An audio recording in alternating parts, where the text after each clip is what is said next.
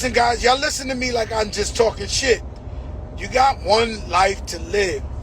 That YOLO, you only live once, they wasn't lying. I do, but guess what? I don't have someone that if the fender breaks, they make the fender and put it on there.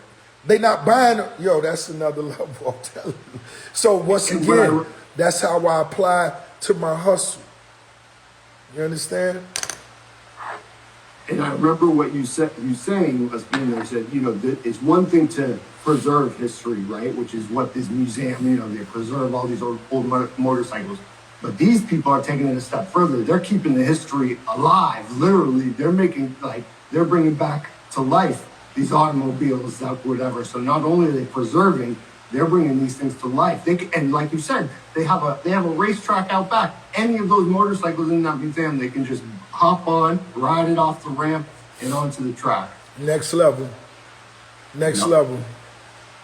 They don't buy parts, they make them. So the next day we leave Birmingham, Alabama. We see it, and we head to Memphis, Tennessee. And you got a long history with the city of Memphis, but and a lot of family in the area, and you've done a lot of things there. But again, we're trying to do some things we've never done before. And so we go to Memphis, and you go to GraceLand. How was that? You go see the King. You see GraceLand. You got the PromiseLand. He's the king. You're the biggest boss. How was that? Man, it was something that I most definitely enjoyed. It was fulfilling. I always rock with, how Elvis moved. He from Memphis. He a real one. He was a cool, talented motherfucker. He did a lot of things with black local artists as well.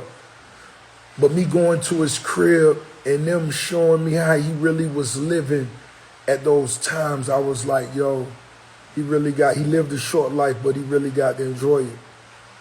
And then you got to realize, Ricky Rozay, I've never said this, but I always have I always hold a certain amount of love for artists that I know that was performing and was signing contracts back then. It was a fucked up situation. If you was an artist back then, you could have sold 200 motherfucking million records and made 50,000, you know what I mean?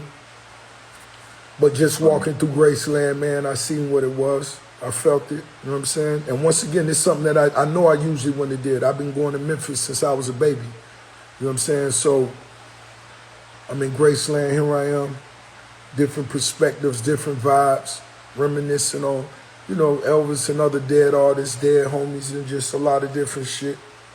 What we got ahead of us. What type of history that, that Ricky Rozay gonna leave behind. Once I'm dead and gone, look around. Am I gonna allow these motherfuckers to walk through the promised land? How much would I charge a motherfucker to walk through there and see, look, that's Rozay last spliff he was smoking right there. That's the ashtray right there. How much you niggas pay to hit that joint? and just like Listen, guys, y'all listen to me like I'm just talking shit. You got one life to live. That YOLO, you only live once, they wasn't lying.